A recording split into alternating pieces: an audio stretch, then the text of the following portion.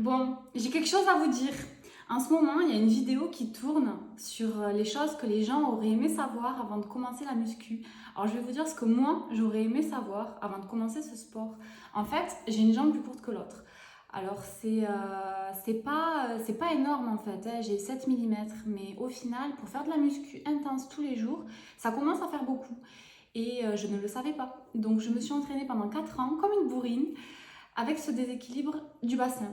Donc, ce qui s'est passé, c'est que je me suis complètement vrillée. Alors, c'est une notion qui est un petit peu complexe à appréhender, mais clairement, j'avais des déséquilibres musculaires en fait. Et je ne progressais pas du tout, que ce soit en charge ou en prise de muscle. Donc, je m'en suis rendu compte un peu toute seule, grâce à ce bouquin. Ce n'est pas un placement de produit, ce mec est génial. Franchement, si vous avez un livre à lire qui peut vous apporter quelque chose dans votre vie, niveau santé, niveau gêne articulaire et problèmes de dos, le top. Oui, déséquilibre de bassin. En fait, j'aurais aimé comme conseil de veiller à ma posture sur les exercices, de prendre conscience du fait que les deux épaules tournent dans ce sens, peuvent s'ouvrir, peuvent se fermer, et ça, des pieds à la tête. Parce qu'en fait, on vit dans un corps depuis qu'on est tout petit, et c'est des questions qu'on ne s'est jamais posées. Parce que personne n'en parle en fait, tout le monde s'en fout. Donc voilà, avant de commencer ce sport, déjà, prenez conscience de votre posture et du placement de vos articulations et de leur fonctionnement.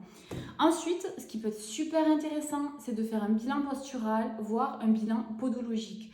Honnêtement, quand on commence un sport à un niveau assez fréquent, élevé et intense, si on fait vraiment de la muscu quasi quotidiennement avec des charges et des exercices complets comme les soulevés de terre, les squats, les développés couchés, honnêtement, il vaut mieux être assez symétrique. Parce que le problème, c'est qu'on compense et on se retrouve comme ça.